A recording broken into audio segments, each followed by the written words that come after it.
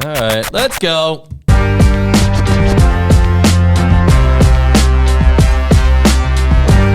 What up, everybody? Welcome back to the Parliament Podcast in collaboration with ECE, powered by Red Bull. We're live from the RG Studios. We here. And we're here. And you're there. And you guys are with us. All together. You guys know me, Lomo. I got my brother Blanco. Yes, sir. And my brother Red. Hey, yo. Yeah, we are back in here for another podcast. And we're doing it on a different day today. Yeah. Pushed it back a day. That's all good. But we're here anyway for you guys. Hump day. And we got a lot to talk about, a lot to catch up. There's a lot of stuff going on in the news. And but we kick it off with our weekends. How was your weekends, fellas? My weekend was pretty good. Yeah. Anything pop off this weekend or what? Well, I did a wedding after party. That was freaking lit. That's freaking lit. That's fire. So they had a full orchestra band.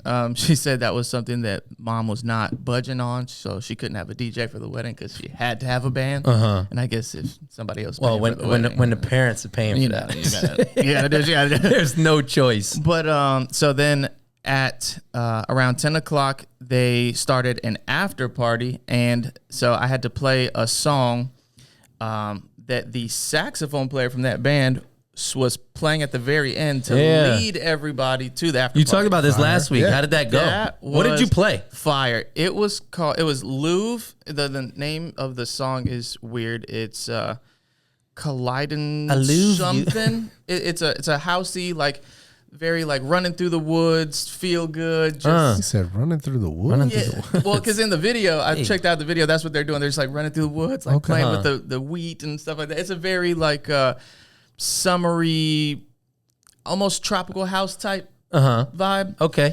And it's mainly music with like one little hook in it, like way down in the song.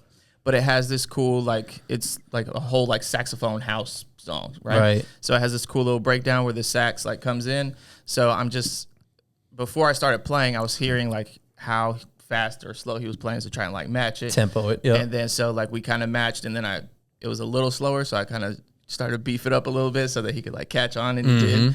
So that was cool. That's dope. He caught right into it. Yeah, so he felt like the tempo being pushed, and so he got a little faster. And he wasn't like playing. He was adding little things because the track's already doing it. Right. And then we went right from there into just face melters, bro. Like every EDM anthem. Face melters. Bro, we went to like all the EDM anthems. We went into some like some hard house shit, like some Knock 2. Bro, they wanted drum and bass. Jeez. And then we like on our consultation call, we didn't even talk about hip hop. Like this is all the things. So I didn't like interject that, you know. I mean, but you know, I have my laptop. We could always do audibles. That's the great thing about having a laptop. And bringing your library, like, don't just bring like one. Again, if you have your laptop, right, don't just bring one hard drive that you have like, oh, I'm only doing a wedding, so I'm only going to bring this music. You don't know. No, you never know where you're going to go. Bring your whole library. You never know where you're going to go. So like we're doing all of that, and in the consultation, the groom, he was like, he's Australian, like from Australia, like came over, met her, and so he was like, hey, I want what song was it? Backbone. Do you know that song? I was like, Chasing Status Backbone? He was like, yeah. I was like, absolutely, I know that. He's like, yeah, I want to go down like a rabbit hole of drum and bass. I was like you want to like go down a rabbit hole? Shit too. I love it too. And he was like, yeah, like let's go. I was like, all right, bet. So I did all the like girly like EDM sing along stuff. Like they were eating that shit up. They had the venue had a bunch of like light up stuff. And then at a certain moment, I kind of like echoed out of like one of the big tracks at the very end. Like I let it play it out, and I was like, yeah,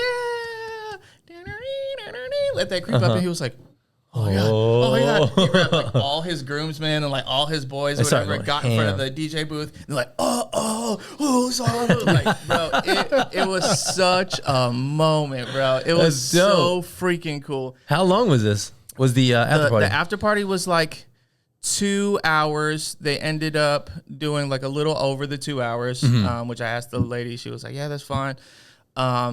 Because I really wanted to do a cool down, or else like they weren't gonna leave. Yeah, you have to. Because it was a young wedding too, and so they're drinking. They're just ready to go. You got them there. Yeah, so like if I don't do a proper cool down, you're gonna be asking them to leave all night. So like I was like, give me like 2 or 3 songs to do like a real cool down, and then we'll get everybody out of here. And so we did that. Ended it with because what I was saying about the hip hop, at some point this guy, obviously he's intoxicated, he was like, hey, play No Hands. Like, oh my God. It'll set it off. And I was like, I know, I DJ in clubs every weekend. That's like the track. But we didn't talk about hip hop. So if she comes and gives me the okay, I got you. So he like disappeared. I'm still going. Everybody's singing. She comes over. She was like, that's totally fine. Yeah, you can just go. I was like, all right. So I played No Hands. They went crazy, and then did like a pro opener. Like not like. Yeah. Did a pro opener hip hop. They like ate that thing up, bro. The motto and like all that. Then did Nokia, when it goes down into like the 105, always boost it a little bit and go into like 1-2 step. And bro, that was a great time. That's and then a vibe. Hit a couple of the old school like big tracks too, because the parents and like grandparents and aunts, they stuck around for the after party. Usually you don't see that. No, at the after party. They stuck around. So I played like I'm Coming Out, Donna Summer. I played the very last song was Last Dance. Yeah, and I love doing that. Yeah, I love doing that because it's like calm enough to get people out, but it's saying this is the last dance 100 times. So like, get out. And it was cool because again, since everybody was still there, everybody would turn up, young, old, kids. I love that. Whatever. I love that. It was a really good time, and the golf course was beautiful. It was Greenville Country Club. Oh yeah. Okay. It was. Have we played there? Beautiful. Not yet. I thought we. Dude, it's gorgeous. And it's huge. Like, remember the clubhouse that we did the last time? That clubhouse is like 5 times the size of that. Damn. It has like ballrooms in there, bro. It's Jeez. huge. Put them to sleep. Yeah, it was a great time. That's dope. What about you, Red? So Thursday, I was the after party for the 5th Street. 5th Street Live. Oh yeah, 5th Street that didn't happen though, right? Yeah, because of the weather. It was raining. So I was in Havana. It was really slow, really chill. You had some technical difficulties. Yeah.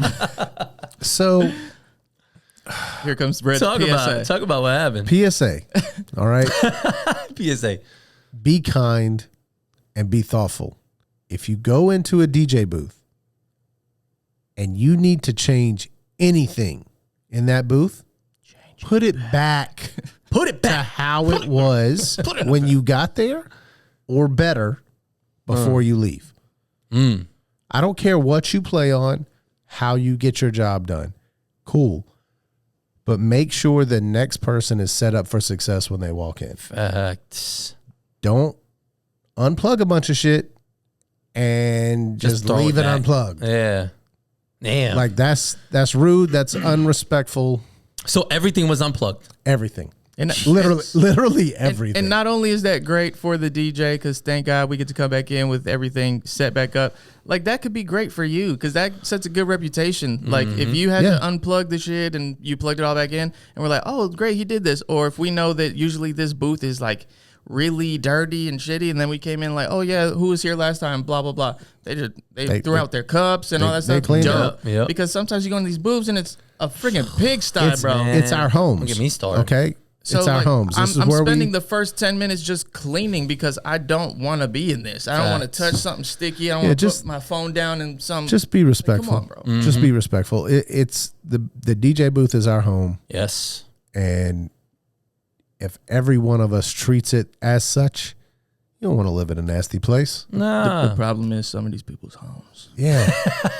Well, act like it's your mama's home. Right. I was going to say, no training. No training. Okay. Yeah. And your mom's not picking you up. Act like you listen to your mom. Okay? So that was, I digress. That was Thursday. Yep. Friday, I was at Vinyl. Ton of fun. That was a lot of fun. Late night? 8 to 2. Dude, Damn, Vinyl's been so fun lately, bro. Yeah.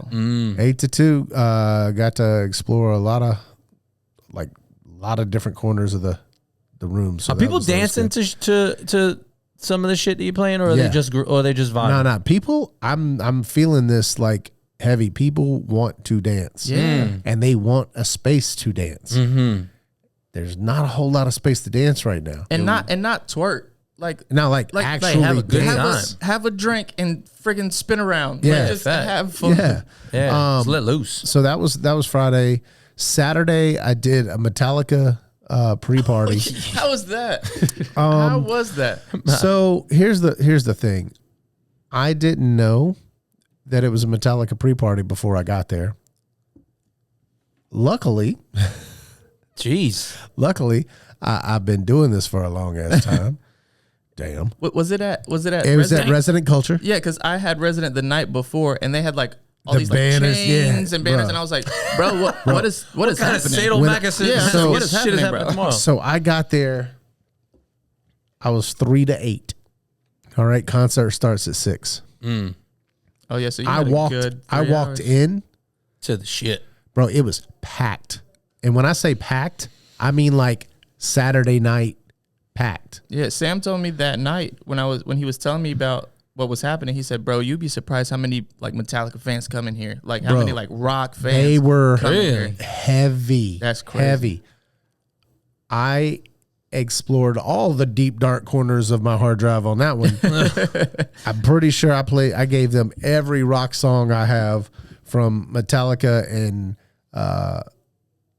Puddle of Mud and Drowning Pool and Damn. fucking I did a little emo set.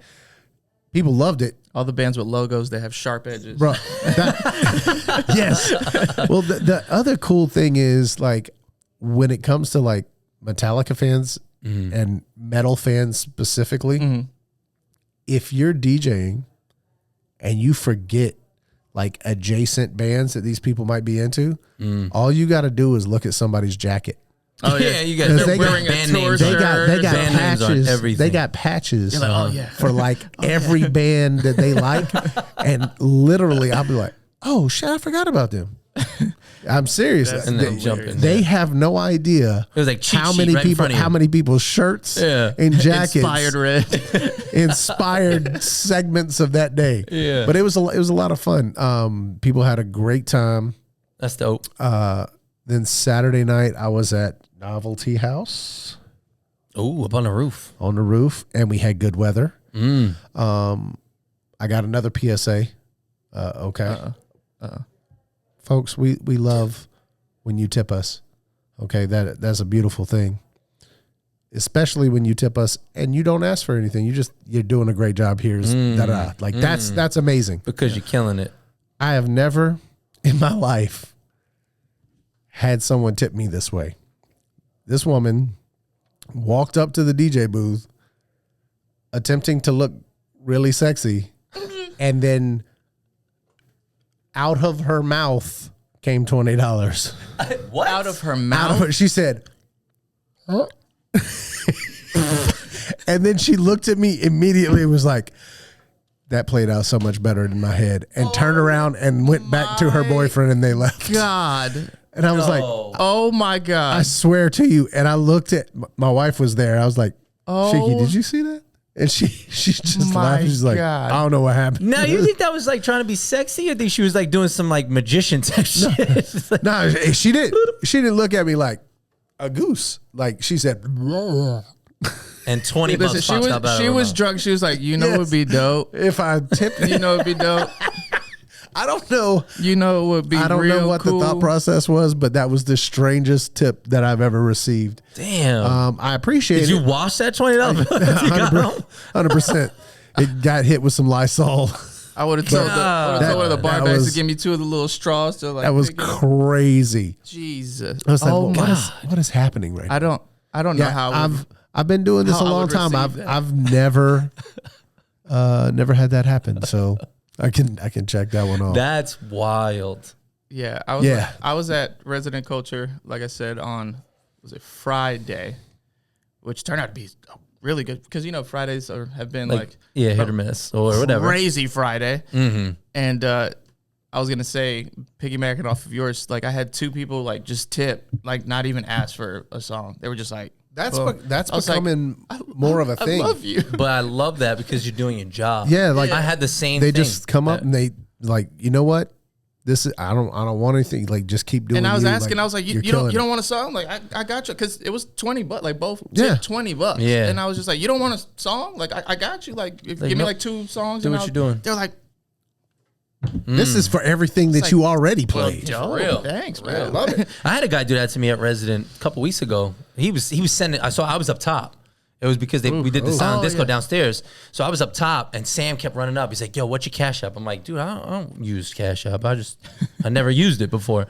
And he was like, "No, this guy's like persistent. What's your Cash App?" I'm like, "I don't know. I don't even know." So I'm like, "Let me see if I have it." And I had it, but I didn't have it set up. So I had to go through this whole. This guy was so persistent on tipping me that I had to physically set up my whole Cash App. And then he was like, "The guy can't find you. You can't." Just swear to God, God bless Sam, because coming up those steps, 3, 4, 5 times, he came up. He was like, "Just give me your phone," because he wanted to scan the QR. So I was like, "Yeah, just take it." That's okay. He wanted to make sure you got paid. Yeah, and he went downstairs. The guy scanned my QR, shipped me $20, and he was like, "Yeah," like yelling the whole time. And this was like 10 minutes before close. Like, the guy stayed the whole time. I have a crazy story about freaking Cash App. This one girl came up to me at Pro. Yeah, at Pro. She was like, "Hey, like you're doing dope. Like, can I Cash App you? Like, do you take tips?" And I was like, "Yeah, that's fine." So with the Cash App, you have the little QR code. So I just pulled up the QR code. She snapped a picture of it, right? And so she had tipped me right there. She tipped me like $20, whatever. She took it back to her section, because they had the left section. Oh, they was all sending you, bro. They started Cash Apping me. Love that. I was shout like, to that this section. Is amazing. Shout to that section. And I didn't like realize it, because I just put my phone back in my pocket. The next, like, I don't know if I had checked it when I went home or the next morning. I like opened my phone and I saw like Cash App things. I thought stuff was coming out, and I was like, I don't even like put money in here for shit to come out. Like, but it is tied to a card, so like maybe. So I look in there and I was like, there's $115 in here. And it was just like from Rob, from Katie, from blah, blah, blah. That's and I was fire. like, holy crap, this is lit. That's dope. Let's go. I like that. So God bless you, Cash App. Yeah, for real. And shout to that section too. Yeah. Man. How about you? How was your weekend? My weekend feels like non-existent, bro. I was like in and out everywhere. I had SDK Thursday. Then I had to come home. SDK till like 11. By the time I got home, I still had to pack, because Friday morning I was leaving to go to New York. Jesus. So I had a 9 a.m. flight. Mr. But obviously, Jet Set. fucking, 9 a.m. You got to be at the airport by 7:30. So now you're up by like 6. And I still had to pack when I got home and do everything. So after that, I shot a whole. I was like, I just got these meta glasses, so I was like, I'm gonna do something dope with this. So I did a first person POV vlog of my morning till the 24 hours that I was in New York. Yeah, and it came out super dope. So check my Instagram. You could watch it. But at DJ. Yeah, I was at the airport super early. Jumped on a flight, landed in New York, went to my homie's crib, had lunch, had a beer, went straight to the stadium. Hit that, did the whole thing in the stadium, went out for some drinks afterwards, jumped on a flight, came back, and I did Pro Saturday night, which was fucking madness. Yeah. Bro, absolute madness. We had a slow start, but I heard, were you there on Friday? Who was there Friday? Was it you? Because I was at Oh, you were a resident on Friday. Whoever was there on Friday, they said it was very, very busy. So I was like, they're like, it's going to pop off tonight, because Saturday I was there nice. on Wednesday, and it was a good Wednesday. That's what I'm saying. I was there Wednesday. Novelty on Saturday was crazy. That's what I'm saying. Something was in the water. But it's been late. Outside. No, yes. It's like 11:30. It was no water outside. Like, it finally not rain. I know. It didn't rain this weekend. Something was in the water that the people were outside Saturday. People loved that. Yeah. So it was, like you said, it was a late start. Like, it was like 11 o'clock. I'm like, damn, what the fuck's going on with the room? 11:45, the table started to fill up. The room filled up, and it was go time. That's crazy. And I was on like 0 sleep. I swear to God, I was on no sleep. Because being out in New York, everything's open till 4. Yeah. So I went out for drinks. Then got 8, home. I was like, I had a 6 a.m. flight. Got home, lounged 6 by the a.m. pool. Saturday morning? Yes. So I slept on the plane for the hour and 20 minutes that it was. Sat by your pool. Literally. No, I didn't even sit by the pool because the kids was like all Running over. around. Yeah. So I was like, well, guess I ain't sleeping. Took like an power nap like midday, and went right into Pro. And then, what happens, the drinks start flowing. Oh, yeah. Shots are going, and That'll wake you up. Here's 2. And Ryan still don't Here's show a up. Jaeger bomb. God. No, shout out to Ryan. Ryan was like, Jaeger bomb. Jaeger bomb. He's like, Jaeger bomb? Like, God. His favorite thing is the look away now. He'll be like, Jaeger bomb? Jaeger bomb? Yeah. I'm not pressured. Yeah. Jaeger bomb? But yeah, Friday at the Met game was really dope. I fucking love doing that shit, man. Joe win? We did. Yeah. We did. We took the win. That's what's up. And the stadium was bonkers. And shout out to everybody from my old town back in New York. They had the all the Little League kids. So they were all on the field, and I saw all these people that have kids that are my age walking around the field, and they were like, Lomo, like yelling up to me and shit. So it's dope. Lit. I love that whole fan experience at the Mets is like killer. I'm sure. It's like because the culture over there is so fun. It is. Yes, I'm a Yankees fan, and I love my Yankees. I will die with them. But the Met culture is fun. I get it. real. We're a little more buttoned up, a little more corporate. But we have a DJ now out there too, don't we? Yeah. Shout out to that guy. I forget his name, but I think we follow each other on the gram. Shout out to you, my guy. Yeah. Shout out to you. They're trying. They're trying. Hey, be careful. Wait, Be careful. Be hey, careful. calm down. Calm down. Go hello con take it easy. Before we get into anything else, I gotta do this. Oh. Gotta get my Red Bull cracking. I haven't had any energy today. This is like the first one of the day. Oof. Yeah, this is also Red Bull. You drinking coffee today? Man, shout out to Red Bull. also Keep Red me Bull. going. Let's get into some news, guys. There's a lot going on. I wanted to start. We started the show off today with the Knicks losing, but we already talked about it. So, But the Mets are winning. but the Mets are winning. Yes, we're doing very well. But did you guys see Rihanna's father pass away, man? No. Yeah, she had a rocky relationship with him. No pun intended with ASAP. ASAP. Wow. Rocky. But they had a rocky relationship in it, but then they like rekindled when she had like her first kid. Mm-hmm. And he's been like in the picture, and they didn't explain how he passed away, but they said it was like an undisclosed illness, and that always sucks. Yeah, bro. That always sucks. I know. I definitely feel for her. Yeah, bro. Sore subject, but yeah, I mean, shout out to Rihanna and her family. They're dealing with that whole thing. Y'all been following this Tory Lanez story? Yes. It is getting crazier. Not super duper in depth, but crazier. yeah. The man obviously went to jail a little over 2 years ago, right? For the whole instance with Meg Thee Stallion getting shot in the foot. Shooting her in the foot. It came out like a couple weeks ago that he didn't shoot her, that the bodyguard actually shot her because they were like passing off. No, it was another girl. It was another female. It was another female that was the bodyguard was them. trying to take it. Right. So they had covered it up. Yes. Yeah. So body cam footage came out from the cops. Tory didn't want her to get in trouble. He took the rap. Yeah. So there's body cam footage of the cop talking to her, and she's sitting on the curb after she got shot in the foot, and they're like, she's like pleading, like, please don't arrest me. This is not good for my. This ain't good for my whole like career. And what, all that. Meg? Yeah. Yeah. She's on camera. Shot herself? She got shot by her homegirl. By her homegirl. In like a dispute of trying to take the thing away. Okay.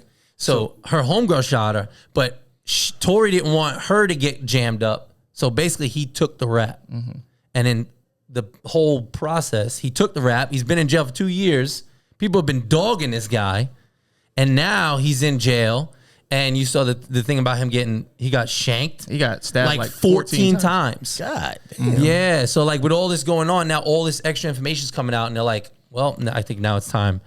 We need to free Tory. Like, yeah, everybody's like, free Tory. Like, what the hell? Like, free Tory. It's crazy. Bro. And supposedly the guy who stabbed him in jail he's like in jail for life. Yeah. The guy, whatever he went to jail for, is in jail for life. But apparently it was on some personal. It was personal shit because supposedly there were phone calls between Tory and this guy's ex-girlfriend or girlfriend who's out obviously on the streets and was flirting with Tory on the phone. How the fuck they got on the phone together blows my mind. No, well, I'm thinking this happened on the outside. Maybe it could have. It was like, oh, you're in here. Yeah. Oh, nah. But No, they it's crossed paths. That's what I think happened. And the crazier part of the whole thing is this didn't happen in Gen Pop. This shit happened in like a whole private section. So it's like someone set this man crazy. up. Yeah, I didn't know. Yeah, that because like Yeah. If it's a private section, That's what I'm saying. That sounds like some movie shit. Like, old buddy did something to get somebody left the shit open. or he did something to get put in that area. Mm-hmm. But wasn't there a whole thing where they like saw Meg's feet and she didn't even get like hit? She did get hit, but she lied and said that she stepped on glass. Oh yeah, like she got caught up in a whole bunch of stories saying she stepped on glass the couple days before, and then she stepped on glass again, and they opened it up, and the cop and the doctor were like, "So when did you get shot in the foot? Because there's a bullet in there. Yeah. That ain't glass. So where did this come from? Yeah, it's crazy. That's nuts. But I have a feeling we're gonna see Tory Lanez out and pushing albums real soon. Yeah, that man's gonna have a story to tell. I mean, he's probably been doing. Is he recovered from getting stabbed? He did. They said he fully recovered. They didn't hit anything. There's video like footage that came out of. So he wasn't good at it. It's blurry, but it's like at the top of the stairs, and you see the dude just like, it's crazy. It looks fucking wild. It's on some movie shit, like you said, crazy. T-Pain leaked on his Instagram. I don't know if you guys have seen what the fuck's going on T-Pain's Instagram. Oh, about the concert? He came out first saying like, I've been talking to my closest friends and family. He like alluded to him retiring, like hanging it up. It's been 20 years and I've been doing this and that and third. And I was like, and it was like cliffhanger. Yeah. It was like 2 days ago. And then yesterday he finally dropped the thing that he's doing a whole tour. That's great. Bro. If I was an artist, I don't know if I'd ever retire. That video. Retire. Yeah. That video was nuts. Nuts. It's crazy. Is it on his like? It's on his Instagram. Yeah. Like he teased it with the first one. He's like he's in this big ass window out probably in his house, I'm assuming, and a huge window. He's like sipping on a drink. Like it looks like he's like reminiscing, looking out into the trees. He's like, it's been 20 years. Past like I'm talking to my friends and family, and we have a big decision to make. And it was like boom, cliffhanger. Oh, so it made it seem like he could be, and then could be. And then on the new one, he's like, back in like people doubted me. Yeah. They not only did they doubt me, but they said that I was ruining things and I remember that stuff. And he talks about like how finally getting to really be himself. Yep. Was when he put on a mask. And did the Masked Singer. Yep, He's like, and then people like heard me for the first time without all over again. No auto-tune. And like that reignited something inside of him and his fan base. That's dope. And like just how that moment has helped him build Nappy Boy into an empire. I mean, bro, his streaming shit too? Streaming. Bro, he's got killing it on that streaming shit. You know how much money he makes on that streaming shit? Podcasting, bro. Streaming. He's doing the drift circuit. Oh yeah, he bought that car. Yeah, bro. Which one? Like, which one? He just He the just one built, that I was watching was Pickle Rick. The S14. Yes, because he does these like Temu hauls and stuff like that. Yeah. And that's so on he his had podcast. it's on his. He does the streaming thing too. Like he'll open it on the stream. Yeah, well the podcast. And he got the seat for it, and I was like, oh yeah. And that's when I first found out he did drifting. No, that was a minute ago. Okay, he's partnered with RTR and Ford Mustang, built from the ground up a pro car with the roof off. That's like that shit is nuts. And he's doing like full on events and professional drifting. Like he's doing it. Ding, Yo, I'm calling it right now. Ding, ding, ding. Super Bowl 2026. T-Pain. He should. He would be a great. Y'all heard about that? Hey, no. I talked about it last week. Oh yeah.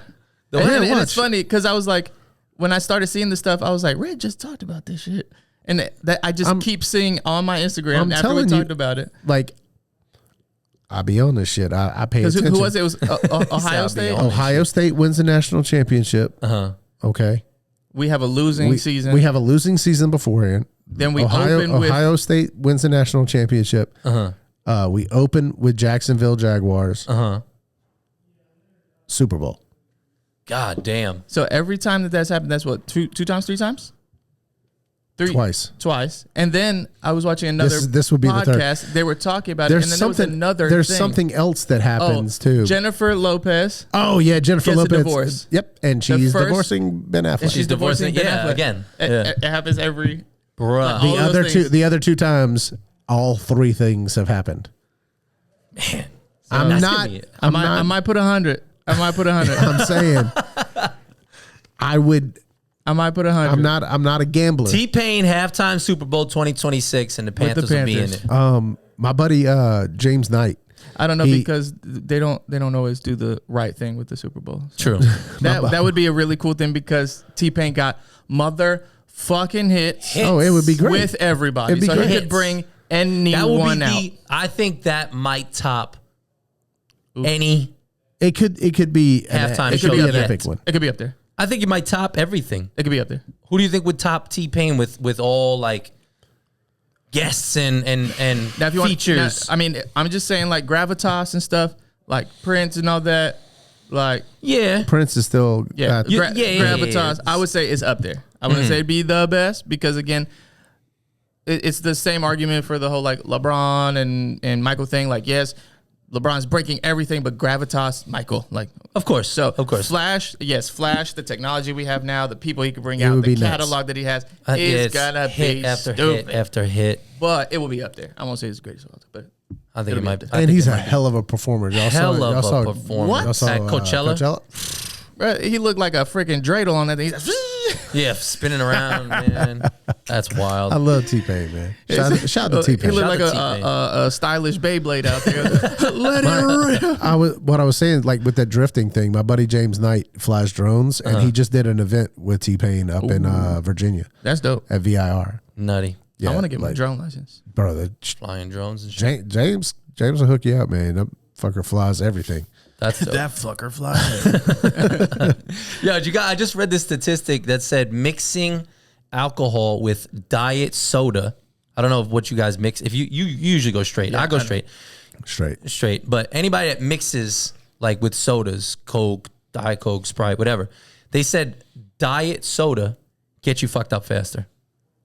I feel like I would assume so because of the different stuff that's in it. Maybe lighter syrup. Also, like diet soda's not good for you. No, it's not. I mean, not to say alcohol's the best thing, but diet soda's not good for you. Like the aspartame and shit is not good. Yeah, especially if you have chronic headaches. I'm curious though. I mean, I don't really drink anything with soda except for like ginger ale. Like I'll do like a Jack. I might have ginger. a Crown and Coke or a Jack and Coke, rum and Coke, but try it with. I can't do diet sodas. No, because the artificial sweetener give me a migraine. Yeah. The sweeteners, the aspartame, and they taste like maybe ass. it's not. The only one that does it is Dr. Pepper. Maybe it's not getting you fucked up faster. Maybe it's just you feeling more fucked up because you're getting a headache. Possibly because of the artificial sweeteners. Possibly because I want to look more into this. I would venture to say that drinking it straight will probably get you. That's what I think. I mean, we just straight no chaser, bro. Hey, facts. You know, no training wheels here. Yeah, for like real. If I ever have it mixed, it's because like somebody fucked up. Someone messed up. Like because I was gonna say if it's more like cordial. It's like you didn't want that Crown with a splash of soda. No, if I get something anyway. If I get something mixed, it's because I'm ordering an actual cocktail. It's not. Like a cocktail, not like Jack and Coke or Well, whatever. I mean, occasionally I'll have a like weird craving, like damn, a Jack and Coke sound good, or a rum and Coke. Yeah, but damn, I drink rum. Crown and ginger. Now Crown and ginger. No, I'll go Jack ginger. Jameson and ginger. Jameson and ginger. See, I don't like J-Mo that much anymore. I don't know what it is. Like, hey, hold on. What's happened to our brother? No, that's the thing. Like your name used to be Jameson. We were having like Jingle yeah, because I think we were Jameson, having Blanco. shots recently, like with one of y'all, I think. Me and you at the bar mitzvah. Y'all don't do shots. Yeah, y'all don't. We had and I was like. We were gonna do tequila. We were gonna do Jameson, and me and Courtney switch it up. Yeah, we were like, we're going tequila. Yeah, y'all don't do shots with me. I see how it is. Who don't do shots with you? We do shots with you, bro. The last time we did. I did shots with you on your birthday, bro. Before, and me too. Yeah, so shut up. I was like, I got 2 double tequilas. I feel left out. That's all. I was like, I did 2 double tequilas on. Yeah, shut up. Shut up. But no, I think the last time before that I drank J-Mo was with y'all at one of our RG events, and we just had like J-Mo on repeat. Oh, it might have been. I think it was Vinyl, the holiday the Jubilee party? at Jubilee? Vinyl. Oh, yeah, that was Yeah. That'll do it to you. Yeah. That'll do it to you. What do you think about? So we're talking about drinking. What do you think about sober nightlife? So shout out to Kyle Genesis. Kyle Genesis.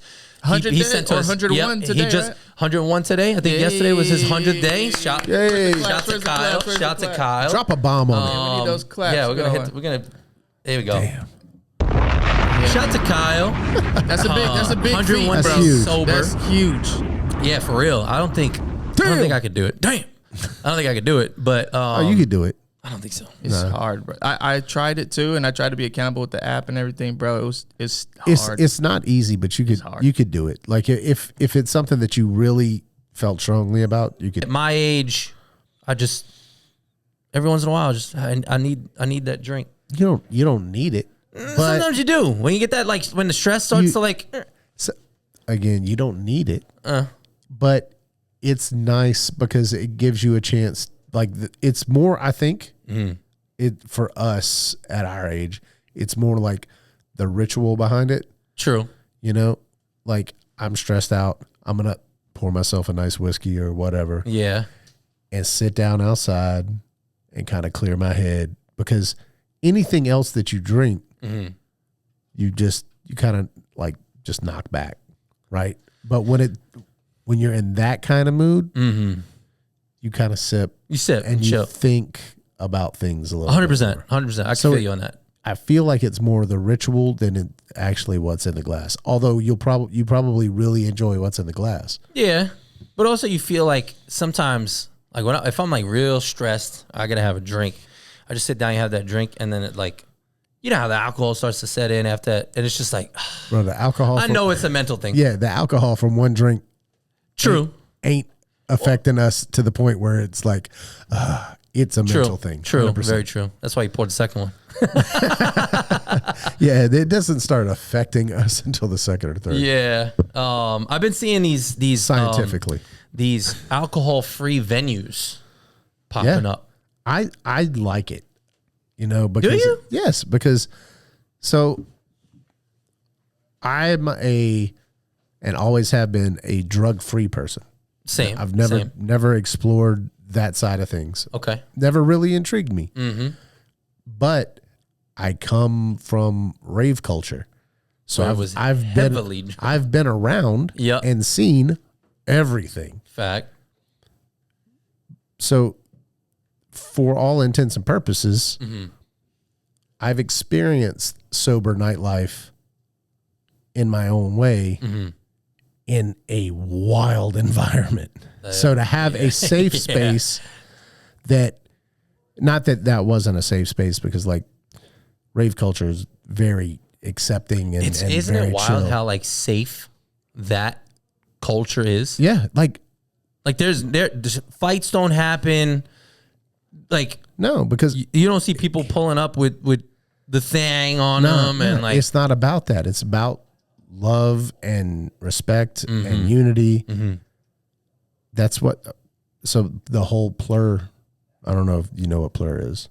So hey. So plur, plur for those of you that don't know, is basically an acronym that rave culture was built on. Okay. Peace, love, unity, respect. Oh. So that's what rave culture was built on. And like you see it now with it's something they do with the candy, you know, the bracelets and all bracelets that. and the necklaces. They have this whole like hand thing that they'll do with the interlock, and it talks about peace, love, unity, respect. And shit! But yeah, that's what that is. By DJ Red right now. So that's why it was always a safe space, because even if you were fucked up, you had 100 people looking after you. Yeah. You know? Yeah, you're right. You know, it's crazy, and you say that. Remember the video you sent me? We were talking about the big crowds. We were talking about the Fisher thing, and then you sent me the video of what was the video you sent me on the beach? Oh, the Fat Boy Slim. Fat Boy Slim. Yeah. The part that I told you when we saw the crowd. Yep. So and that girl. It was this massive like performance thing. This chick obviously Brighton Beach blacked 2. out. They picked this girl up on a beach chair, lounge chair, carried her across the beach. The whole crowd carried her out. Crowd surfed her. Yeah. Over to the medics. I feel like now, not at a rave or festival, if you went to like any other type of event, people would be like, they on their phones. Yeah, 100%. Videoing her, putting her all over Instagram. Yep. Trying to post something like that. Because they're not there to help you. Mm-hmm. Yeah, it's wild. At all. They're like, look at this person. Yeah, everyone's quick to just, quick to judge. Quick to judge. Quick to show. Mm-hmm. And not quick to do. For real. Like the doing is the last thing they want to do. Yeah, I recently saw that Mochek stopped one of his right in the middle of his show because he was like, "Hello, there's someone like passed out right here." Literally killed the music. Hello. Yeah. Respect to him, man. You gotta take care of people around you, man. It's like it just comes down to being a decent human. Yeah. Like it was like the night that I left broken and I seen the dude laying face down on the concrete up the block. And instead of me jumping on the gram on my story, trying to make fun of him and being like, oh, in person on like Charlotte or something crazy, I got out the car, checked on him. I called the cops and the paramedics, said exactly where the dude was, and helped. Hopefully they helped the dude out. I didn't stay there to, to wait because I had somewhere to be. But anybody else would have been like, boom, this guy's on the gram. Yeah, it's my chance. Out. My chance to go viral. Yeah. It's crazy. It's not worth it, man. Like, look after your fellow humans. Yeah, exactly. But speaking about safety, how you guys feel about the current level of safety in nightclubs? Not only as a DJ for us, because we talk about this all the time, how accessible we are. Yeah. But even as an attendee to a nightclub. Well, every nightclub, every market, hell, even breaking it down to every neighborhood is different. Yep. Your threats are different. How your venue handles or protects you from threats is different. Mm-hmm. Possibilities, all that stuff, right? At the end of the day, the only thing that you can do is stay aware, right?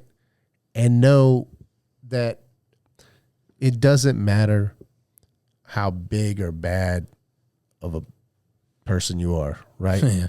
At the end of your day, your job should be to get home to the fam. Yep. And if that means shutting up, you got it. That's cool. And walking away. And put your pride to the side a lot of times. A lot of people are way too proud to be in a situation and start running their mouth. And I get it. Oh man, I got it. You know what, bro? It's ain't not nobody worth it. bulletproof. Yeah, I don't care how hard you are, how much you train, how much you can live. Mm-hmm. You're not bulletproof. It's not worth it. I'm a big, like I said in the text thread, I'm big on what was now I text about it. I can't talk about it. That's great. Good job.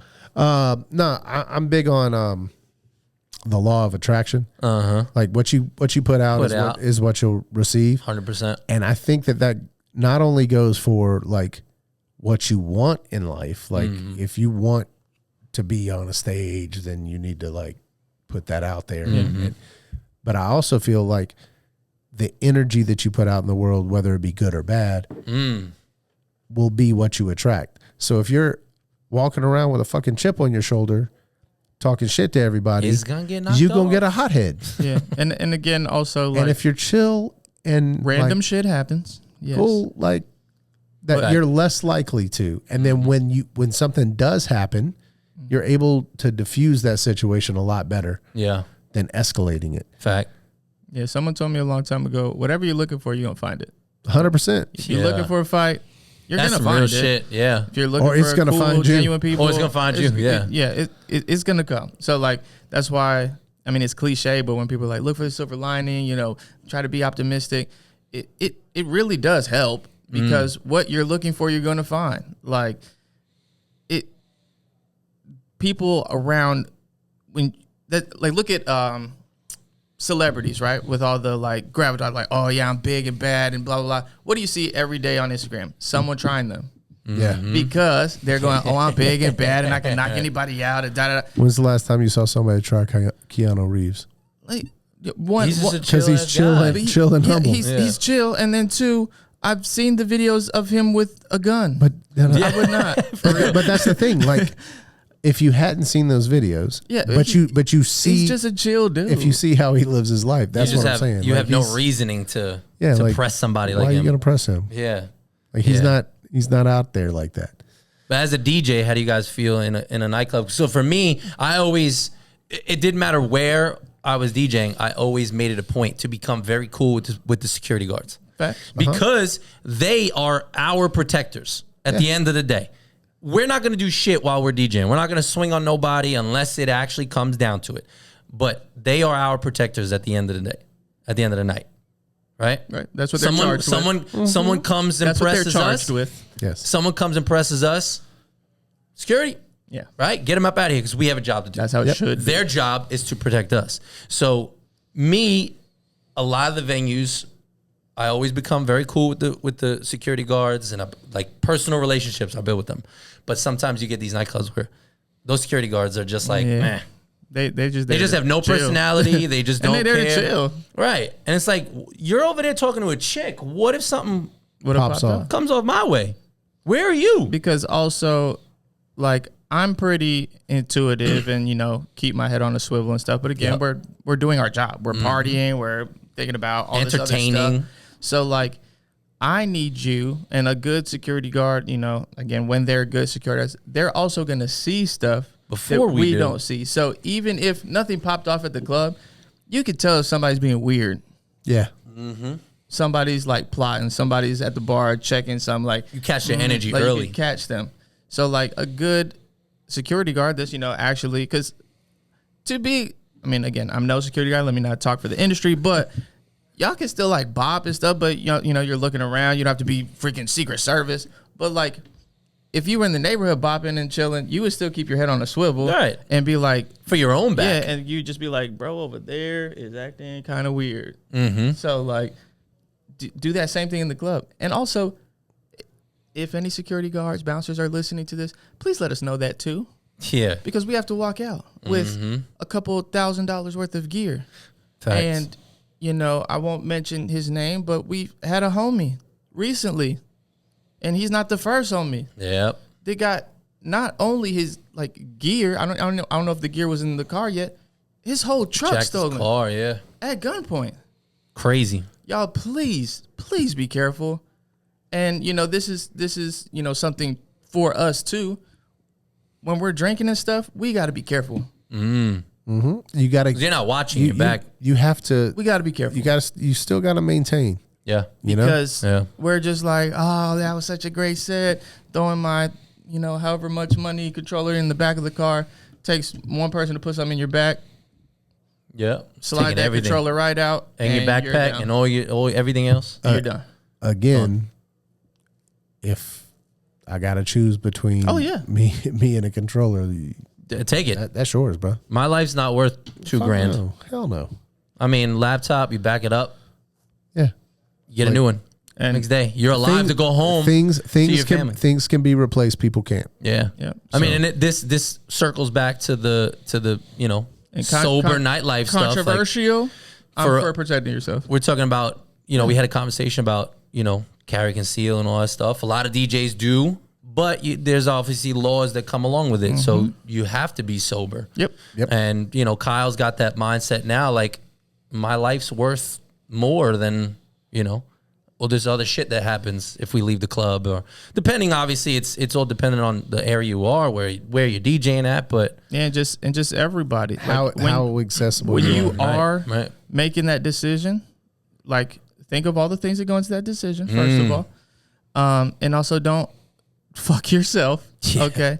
So if you're going to do it and do it correctly, because, there's people out there that are doing it incorrectly. But just know that is one big thing, especially DJs, nightlife people. If you end up having to protect yourself and you have been drinking, that's a problem. It's a huge problem. That's Legal a problem. problems. Big time for you. Just think about that. Think about that. Yep. Think about that. Facts. If you're already not doing it right, that's on you. But if you are trying to do it right, think about that. Mm-hmm. What were you gonna say, Red? I said I don't know if either one of you have taken a concealed class. I have mine. You have yours. So you know how we're trained. Absolutely. Like we're not. If I injure you, that is worse than if I end you. Right. Yeah. In the eyes of the law. Absolutely. And that's crazy. The law is fucked up. That's crazy. But that is actually worse. Mm-hmm. That's how. It's crazy. Shit's fucked up. But it's crazy that we have like we're in the world where the conversation like this has to happen. Yeah. You know. Hopefully it never has to actually occur. And if you do have those licenses and you're safe with it, you never have to use it, you know, obviously not Thank on God. wood. Thank God, for real. Let's keep it moving. Silent disco events. We're shooting everybody. Silent disco. Silent disco that's events a hell of a have been segue. taking off. Like silent disco has been around for a minute. And then I feel like it just came right back around. They're really coming alive, happening more. And like happening at a grand scale. We're talking about, you know, I was talking to Courtney, and shout out to Courtney and Radical Grove. We've been jumping into the the silent disco world. Radically silent and space. I was doing silent disco like 15 years ago when the shit first like came about, and I thought it was weird as hell. Yeah. But we were doing it at an outside venue, which obviously you have, you know, noise restrictions and all that stuff. But now there are nightclubs with 300, 400, 500 people doing silent disco. That's crazy. It's insane. Like there's a whole touring thing going around the country. I mean, yeah, I don't think it's sustainable every single night. No, but something like that is really cool. As an experience. Yeah. And then having multiple DJs for them to like select from. Hell yeah. Because doing a silent disco party with one DJ that is stupid. That's only like a one-off day party that you have to have in like a residential area, but the venue's kind of cool and stuff, and you have to worry about like noise ordinance. Yes. That then, you know, whatever, because like some of these cool little bodegas and stuff are in residential areas, are really close. So like I get that part, but if you're throwing a party like at a place, please have more than one DJ for the freaking. And oh my God, I don't care who you are. When you are doing one of those, it does come into a little bit of a competition. Hell yeah! Because you see them headphones switch colors, you're like, oh, I've been looking shit, at the other. I need to get. I've been looking at the other DJ high five and stuff, and I'm like, I'm a fuck. You give him one of these. Your neck coming for all the blue headphones. You click. Okay, what you playing, player?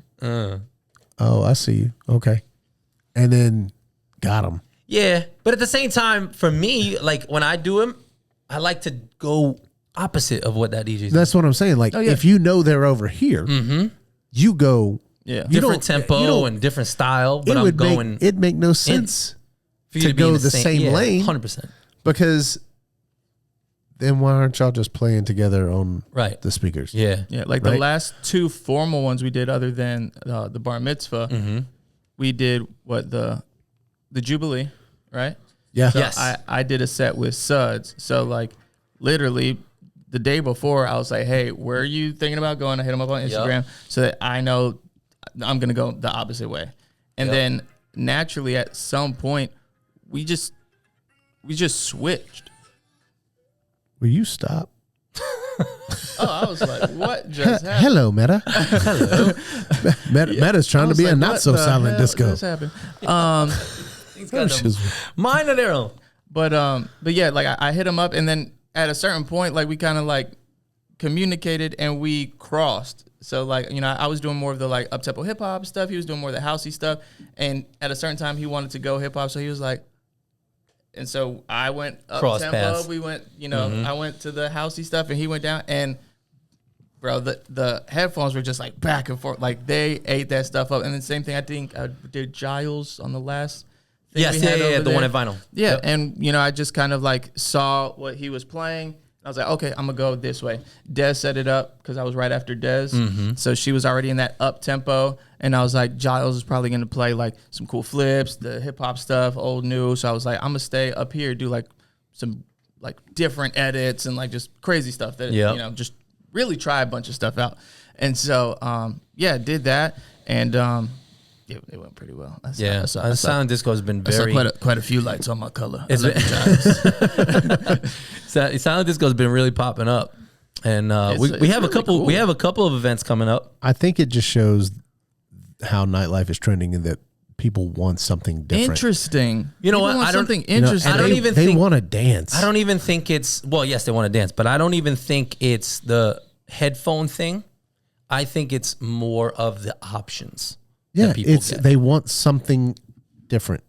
They want something else. It's them getting the option of like, all right, well, I'm not liking this song right now, and they switch to the next DJ. Because think of like the parties in like other cities too. Like, I love our market. You know, I have a good time playing all this different stuff because, Charlotte, you could really play a lot of different shit all week long. Yep. And find something for you. But you can play a lot of different shit in the same day. Like, we do.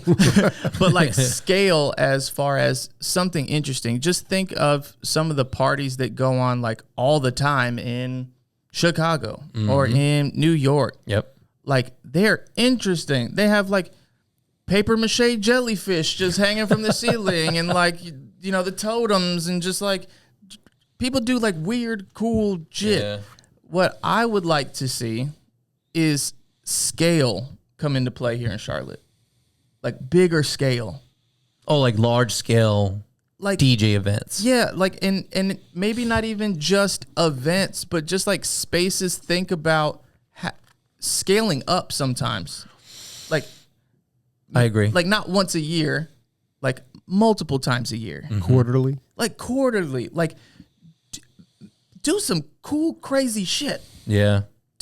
Why not? Something. Do something interesting. It will just spark things.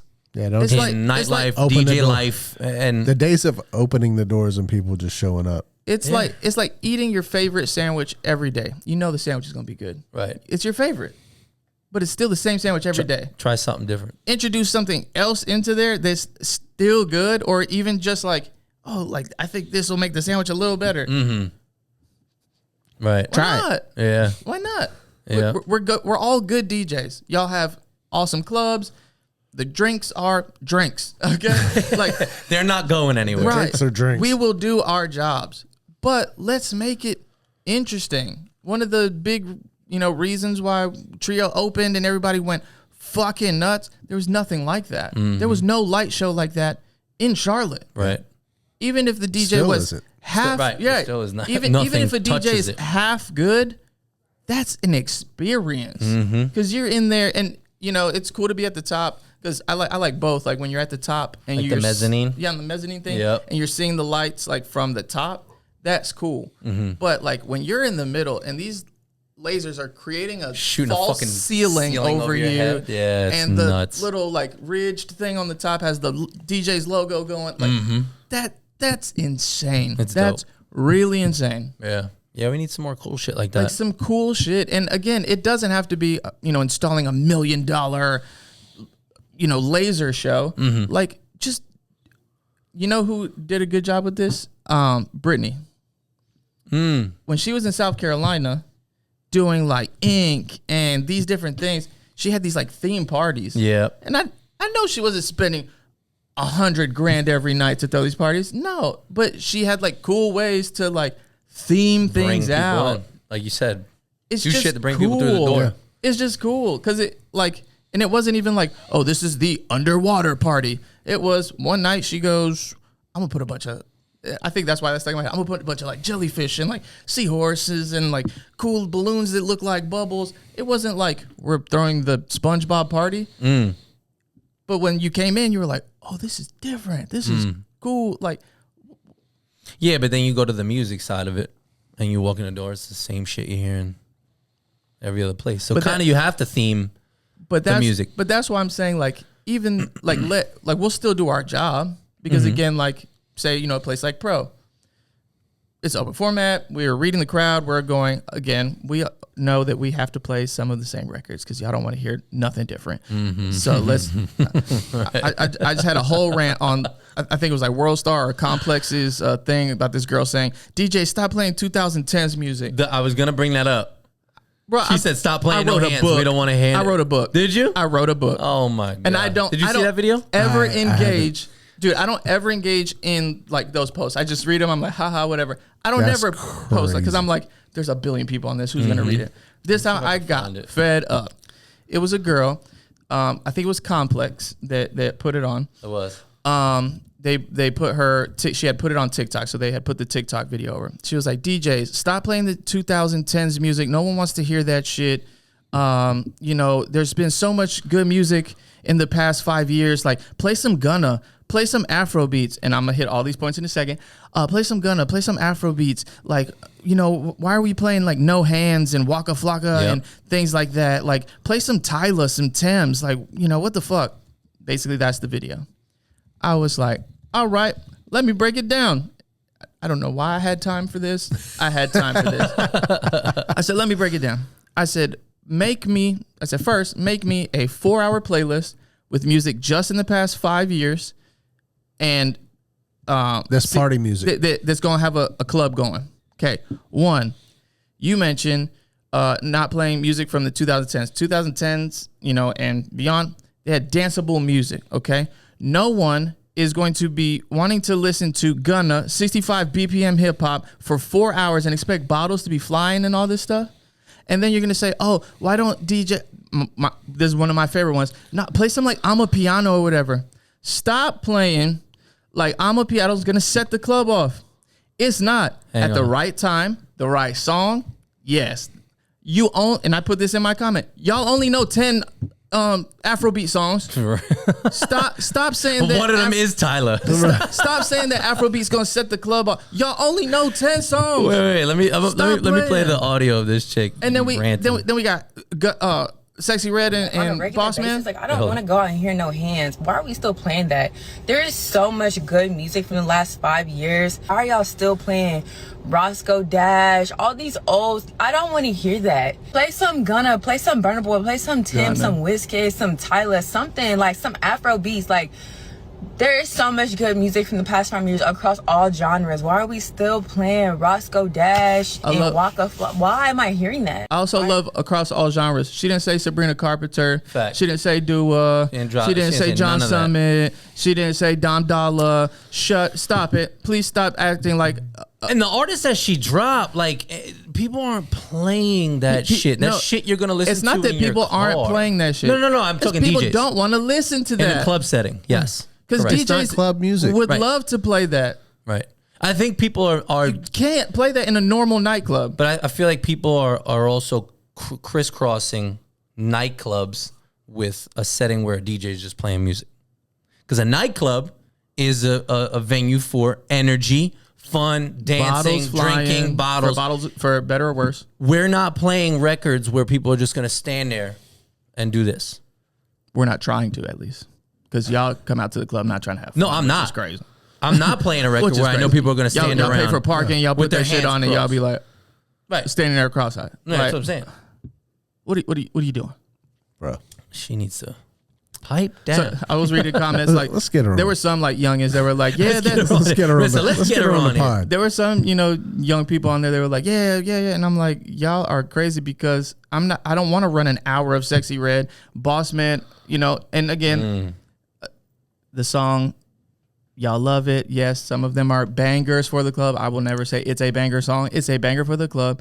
Boss Man at the right time, banger for the club. But I can play 10 Boss Man songs back to back, and it sounds like I'm playing the same song, and it's just long as shit. Like, it's the same production. It's the same formula. Same tempo, everything. And again, good on them that they figured that out, that formula out. 68 to 72. But you don't... Who wants to do that? Who wants to do that? That's what we were talking about. That generation of kids that grew up with all that, like, drinking, smoking, slow hip hop. Now they're in the clubs, and that's all they want to hear. That is not fun. That's not club music. And people, the majority, thank God, of people are like getting back to like, damn, I want to party. Like, I want to have fun. Like that we've been seeing. And also like our age people going back out, finding cool places. And we say our age, we're not y'all like but it's people our age that had kids. When we say young are like newly 21, like just being able to get in the club. I don't see that here. As the majority. Yeah, like I hear it. I hear it. I've heard it in some of these rooms where people are like the same conversation. It's those same people that be like, "Oh, play this song right now. It's gonna set the club off." Only you listen to that song. You heard that car in the song today in your car today. And you were like, "Oh yeah, that's gonna be lit." No, it's not. No, it's not. It's not. People need to understand that as DJs, we consume music differently. Very. We see a reason. And sometimes to our detriment. Yeah. we see a reason for every record. Yep. You know? Absolutely. It. And if we have a very, very long list of records that will never, we might like them, but they'll never make it out of the car. Yeah. Nope. Because we've talked about this on past podcasts, how we listen to music. Yeah. It's wildly different. It's wildly different. And again, like sometimes to our detriment, because we don't usually just sit down to comb through like, oh, I'm just going to go down a rabbit hole of this because I love it. No. Like we're like, oh, this is going to be dope for this venue. What's going to be good in right? Like, oh, this is going to get them going crazy over here. Oh, I know that I can put this in my Havana folder because it's cool and funky, sexy, whatever. I know I could put, that kind of thing. We're not, unfortunately, and sometimes we get to, which is awesome because that gives us, life again. But we're not just sitting there looking for no-name artists with, cool songs and stuff like that all the time. We will do it from time to time, of course, because you have to satiate that as well, which is, carve some time out, DJs, to do that. Like, say, like, hey, on Wednesday, I'm not looking for work music. I'm looking for cool music, and just fall down a rabbit hole. Open Spotify. Open, you will. And open all the very tabs. Quickly. And, just find some cool shit for you. Like, actually schedule that out because it'll get lost. And weeks go by. Even if you do it while you're cleaning. Yeah, like even if you let it run in the background and you're like, oh shit, screenshot that shit. Because if it grabs you while you're doing something else, it's gonna change anybody else's attention span. Like my favorite thing to do is like maybe during the week or during the month I found one cool artist who I don't really know, but the music is dope. I'll put like this artist radio. The all this shit has AI in it. Like it's gonna find algorithm's gonna it's gonna say music that's like this person. Yep. So you're gonna hear some songs but you're gonna hear some songs you don't know. And do that while you're cleaning your car out, reorganizing your cables from your private gig, cleaning the house. Like do that because you need to be able to consume some stuff for yourself too. And then again, who knows? There are all these new parties popping up where you get to play some like cool shit where people just want to hear different things. Like DJ Fannie Mae put up like, hey, who wants to be another like a featured DJ for her hangout suite thing. Like she wasn't doing other DJs before. Now she's extending that to that. And that's not a party room. It's a cool, curated, this is what this is going to be kind of room. So there are parties coming up. So also have load a clip back there. Just store have it. Some stuff. Have it in the background. Stuff. Yo, what do y'all think about seasonal records? Like I feel like we haven't had those. We're approaching summer, right? So we don't have those summer records. Years ago, you're talking about the 90s into the 2000s. We had those summer records that made you feel they would need to come out like now. Summer. Yeah. So that we're banging. That's what I'm saying. I feel like we haven't seen any of that shit. Yeah, there's no like in the past. Jazzy Jeff. Summertime. Like we had Summertime Sadness. Like I jotted down a few like of ones that I remembered, like Ashanti and Ja Rule, Down Ass Chick. Yeah. And then it would like tie to the video and you would see them like on a beach or like in Miami. That's another thing too. Like the visual part is not there. Well, it's not going to be any visual because again, attention span, but just the records themselves like that. LL had a bunch of those records. Alicia Keys and Eve, like shit that we had in those early 2000s. We don't have that feel no more. Right. Well, because you think it's ever going to come back? For me, I think it has to do with cyclical. Well, everything's cyclical. But I don't think we're going to have a summer hip hop record ever again. You don't think so? I wouldn't say ever. Well, for a very long time. I don't even think I don't think it's going to be that long. Unless someone makes some cool. I think within the next 2 to 3 years. Hip hop. Yeah, within the next 2 to 3 years, because everything's cyclical. There's cycles for all of this. Because right now, like in the warm weather, the Afrobeat, the actual Afrobeat songs that we're not playing in the club, actual Afrobeat, real one. You know, I'm a piano. You know, housey records, because instead of it being like, oh, they're saying summer, it's the feeling of the record. It's right. bubbly. You want to put the top down kind of thing. Right. So that feeling. So I see that, but like, I don't know of any like hip hop artists right now. Big one. Right now. There are artists that are out? bubbling, that are more on a lyrical side of things, that I think in the next couple of years we'll have something that fits in that lane. Because up until this point, we got a bunch of mumbling motherfuckers. Yeah, that's what I'm saying. For real. Ain't talking about nothing that is bubbly and happy. Yeah, that's what I'm saying. Like, I don't see it unless like, but that, again, because that trend is going to change. No matter what you say, it always does. Drake can do no wrong. Mm-hmm. So I'm like, he could put out something, because He's like supposed to be dropping an album. Nokia's a cool song that you can listen to in the car. Baby girl. That's what I'm saying. Summer. Cool. Nokia has been that record, but since it dropped. There's like, but it's not a summer record. it's not a summer I'm just saying, like, record. it's that like It's like the bubbliest. It's like the bubbliest hip poppy record right now. Bubbly is the hip hop bubbly pop you know? record. Drake is our current leader of that. Leader of the bubbly hip hop. bubbly hip hop.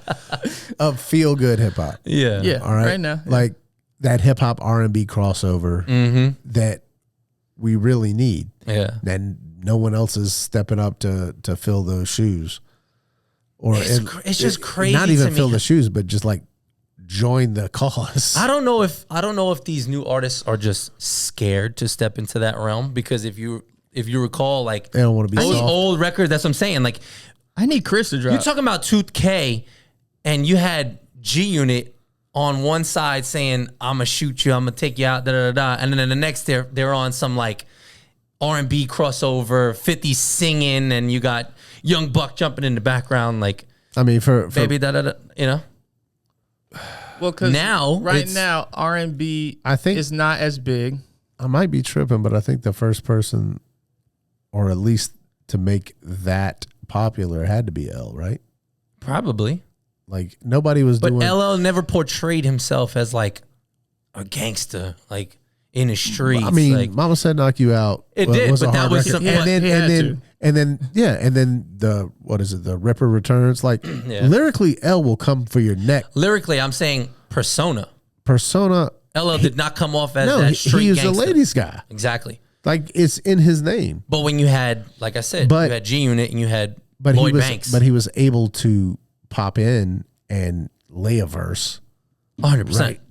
Like the Flavor in Your Ear verse, or 4 3 2 1. Mm-hmm. Yeah, of course. But still do. You I don't need ha- love. You don't have those artists now. The void right now. Those guys is aren't jumping on that. That fun pop R&B. We have plenty of pop, like pop. And I was talking about this. I forgot to who, but the other day we don't have a lot of pop guys anymore. No, It's all female. Yeah, it's all female. the whole, not for nothing. Almost the entire music industry is female. I mean, yeah, It's Because it's going there. it's trending that way. Yeah, Your bigger hip hop artists right now yeah. are all female. It's Like, Glow, Sexy, you Lotto. get more Sexy Red and Glow. Like Glow, shit, ladies. like- If, no disrespect, but 90% of these female hip hop artists can't flow, can't rap. You all sound the same, and I said it. But the problem with that is people are eating that shit. Yeah, I hate it. Yes. None of them can stay on beat. Their fucking raps literally just don't flow. Give them The thing is, the big problem right give them now time to find the beat. is the Do consumer. they gotta evolve? Drake did. But Bruh, female artists bruh. came from No. good female artists. Hold Lil on, Kim, hold on. Foxy Brown. Hold up, breathe. breathe. Listen, when Drake, have you listened to Over? Yeah, of course. If like fucking million times. all right, if Drake was in a beat, in a boat, okay, and the beat was water, and he fell out the boat, he would not be wet. Like he couldn't find that fucking beat on Over to save his life. Well, he was also a fucking actor. He evolved. He did. So give him a minute. But he also came out hot. What I think on like actually even whatever how much production had to come behind it. Give him a minute. I don't think it's the. I don't think it's that they need to evolve. I think there's been a de-evolution that just needs to reverse itself because remember. And I say this with love, not coming at anybody. Y'all about to get okay. canceled. Because remember when we were talking about why do all these people want to hear these like dumbass records? A lot of them that no one else has really ever heard. Is because during COVID, when and we talked about this before, when people like they were on their own, they got to like listen to the music they wanted to listen to, all this stuff. So people that aren't rappers. This motherfucker just blamed it on COVID. No, but y'all got it's COVID conditioning. brain. No, it's conditioning. I see where you're going. I just had to break the tension. People that aren't rappers, people that aren't singers, aren't DJs. At that time they felt like they were tastemakers. They didn't have a tastemaker in their life. They were that. They had no direction because they were in the house. Oh, they had their house was lit. They were photocopying. Yeah, I'm a rapper. I'm the DJ. I'm the singer. Like everybody sounds great to themselves in the shower and all this stuff, brother. So they heard sorry y'all. They heard a Sexy Red, right? They identified. Mm-hmm. I could do that. I could do that. She ain't even on the beat. That production's not even that good. Yo, I'm gonna tell you right now. I could talk about my Gucci, my booty hole being brown and all this stuff. Like I could do that. Woo. So then when they came out, talking about your booty hole. Cancel. Now after COVID ended, all these people, I identified with this because like if I made music. It would sound like this because I don't know how to produce either. Because listen to some of these big records right now. Well, they have bass that's peaking in the songs. Like the lyrics are like behind the music. Like it's just the records. It's very guerrilla produced. The records sound like you're listening to music in an 87 Honda Civic with 312s in the back facing the license plate. You just got and factory interior speakers. Yes, but you just got Fruity Loops before YouTube, and you were figuring out how to make a beat, and you recorded it, and you were like, "This shit fire." Well, you know what also happened too is during COVID, these people had they were just on TikTok, Instagram. And people are like, oh, I fuck with this. And then in their head, they're like, I could do this. And then they tried to run with it after the fact. And now we're at a point where I don't think A&Rs people are doing their job relate to it. Because everything is about going viral and making views. Well, on that point, to that point, I think A&Rs are on their job because that's all people want. Yeah, but they're not vetting it the right way. Like it's not good. You're not vetting the good music. I don't think A&Rs actually exist. Yeah, that's what I'm saying. Yeah, I don't. Yeah. But the powers that be aren't looking at the music. I think A&R. They're looking at the streams and the views. I think the A&R department. That's the problem. Got fired. Yeah, for lack of a better term, I think that position got ixnayed, and the marketing department got a boost. Took over. Yeah, because. This will kill on the gram. They understand that it's 15 seconds now. Yep. Like that's all you need. It's crazy. Because like look at before, like when you were making long form, like YouTube, like cool videos, and even like stuff that we used to watch. And they're making all that bass boost shit so it sounds like it's got bass on your phone. And then when you play it in any other situation, sense.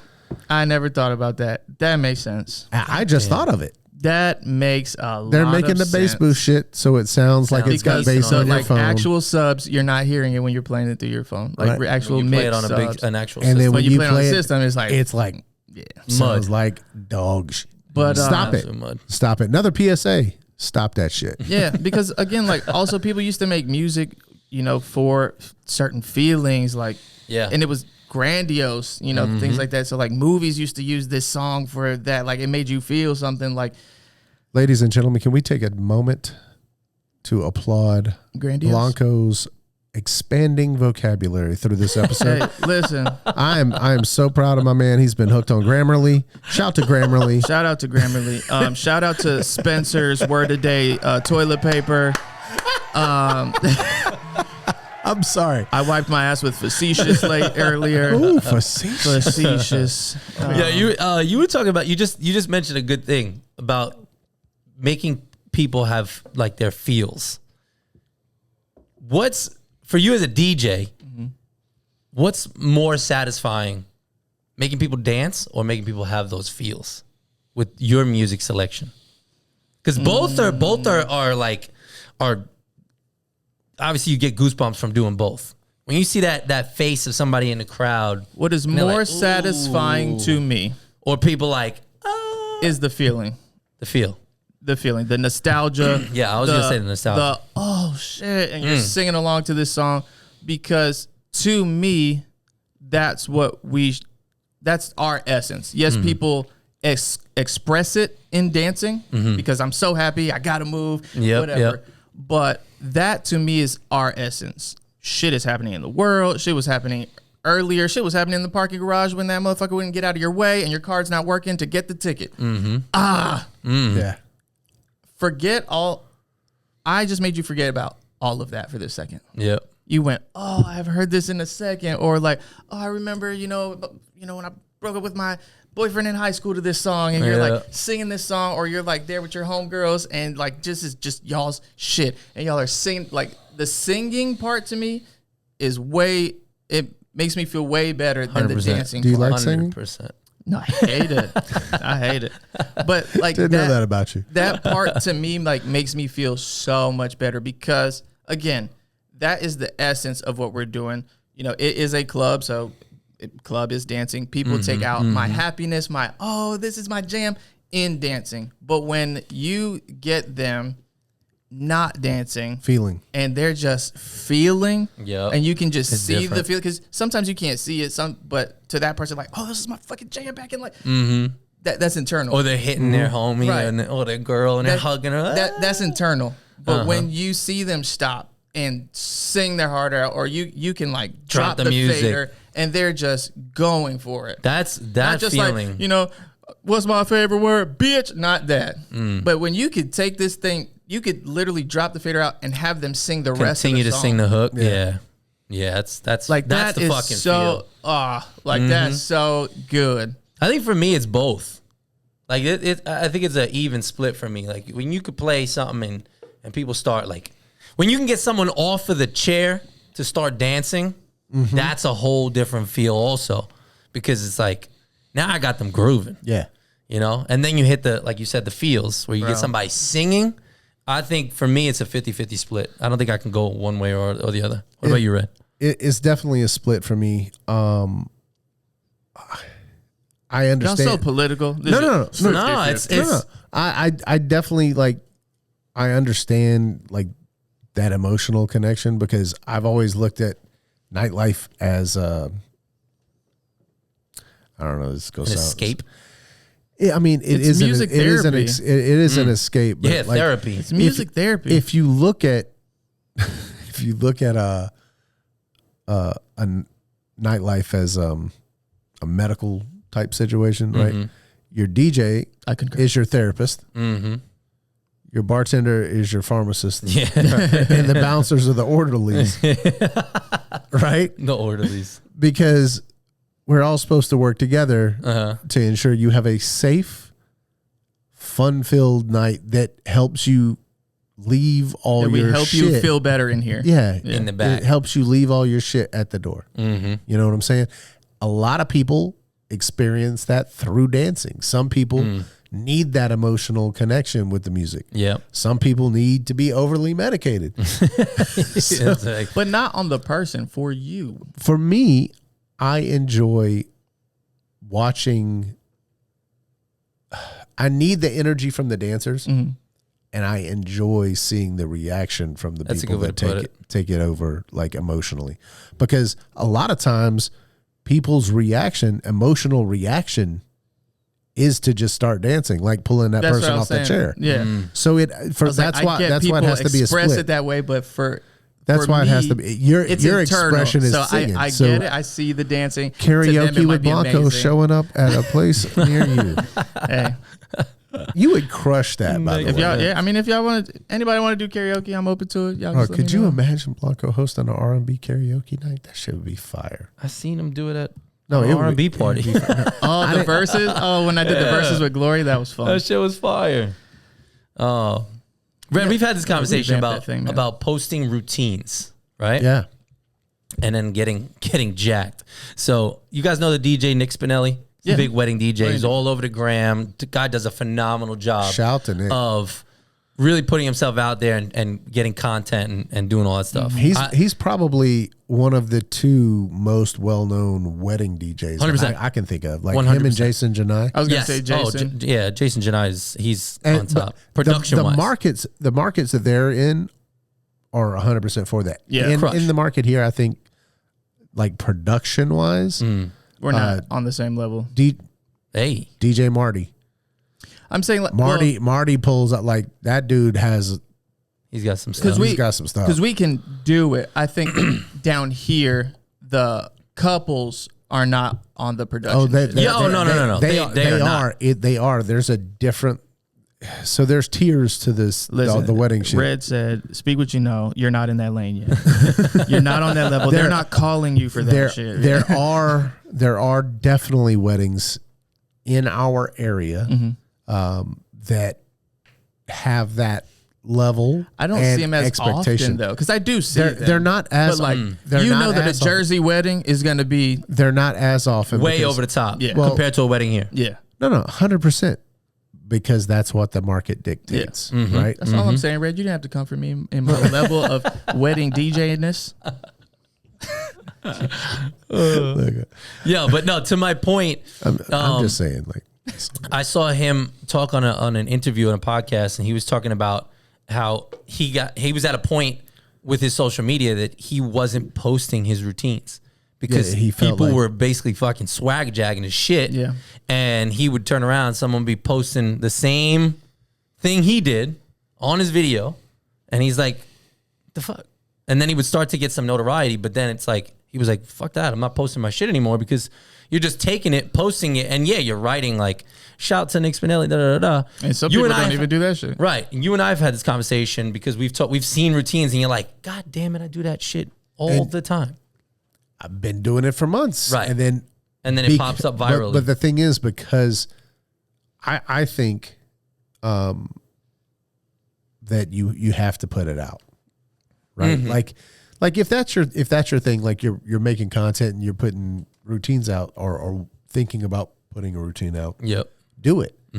Because if and it's happened to me, like I've been doing routines for months and I've told you about them or whatever, and then literally the like week 2 days after, later, 2 days later, I send it to like, this motherfucker just did that routine. I'm like, if I would have posted it 6 months ago, I'd have been like, he was the first. Right. But I didn't. So now who's biting? Yeah. Right? Because I don't even think that it's, in that case, it's biting. Like if you're actually citing someone else's work. Yeah. Or if you're doing Jazzy Jeff's Peter Piper routine, stop. Okay? You're not Jeff. Great. You can do it. It's an amazing like workout and practice to get your timing. Don't do it out. No. Don't do it. Yeah, because for better or worse, that's what kept me, especially like during COVID and stuff, when people like were popping off with this stuff. Like it didn't matter what you posted. Like people were just watching shit. Yeah. The concept to me of 50 people doing the same thing, like just didn't make sense. Like to me, I was like, then why fucking do it? Well, why is because that was the thing to do back then, and damn it, I didn't. So, but like those videos of little routines, 50 people are doing the routine, and again, great that guy cited Nick, because people don't do that shit. Yeah, they'll just take the routine and do it. Not only that, they'll take a whole video idea. But how many times did you see, who did it better? Hip hop now or hip hop in the 2000s? Yeah. And it was the same songs and the same thing. But they weren't even actually DJing it. They were just going. Here's the thing. It was the same track. Let them fucking do it. But that's what stops me from doing it. Let them as long as you put yourself out there, you put your art out there, right? Let them fucking do it. I come from a time where in a town, we had one record store, right? Every DJ in that town had the same 15 records. You could line us all up. We're going to play them differently. Just because the routine is basically the same and the idea is the same doesn't mean it's going to be a carbon copy. Right. That's true. Especially if it's a routine that you came up. Now, if you're trying to mimic that routine and you don't add to it, then it's a practice. It's a practice exercise. That's all it is. Right. But I do think that you need to put your art out there, and if people use your routine as a practice exercise, I think a lot of people, DJs, I think they're afraid to put that out there because of the judgment that you're going to get from people. Fuck that shit. That's what I say. Fuck that shit. I'm putting shit up regardless. Look, we're all trash, okay? We're all trash. Well, we're not all trash, but we're continuously learning. All just trying to make it. No, listen. We're all continuously learning. Trying to make it. We're all trash. Once you make it, you still haven't made it. Just hear me out. We're all trash, okay? This is the second time. Second time. First the wedding shit. Listen. Everyone, no matter how good you are, even Craze, okay, has put something out, and someone has said that shit's trash. Of course. So we're all trash to someone. Okay. I see that. We're all trash to someone. But in the other hand, you're going to be God to somebody else. Yeah, right.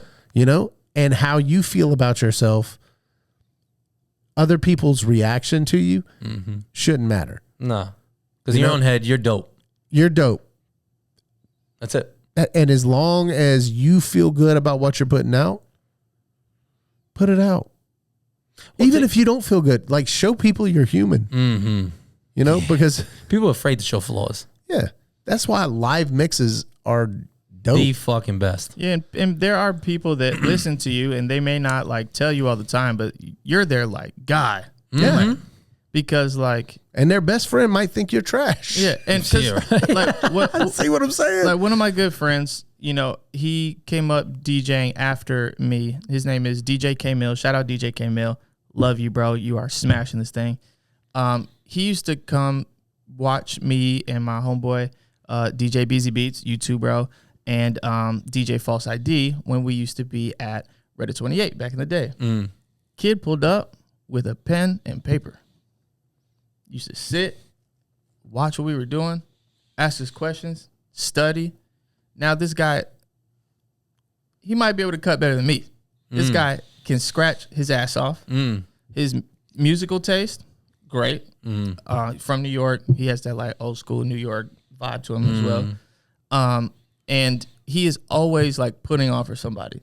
Like he'll randomly throw a story up and he's like, "Oh, DJ Blanco on this last thing. You know, I remember when we did this. He's the man." Just something like that.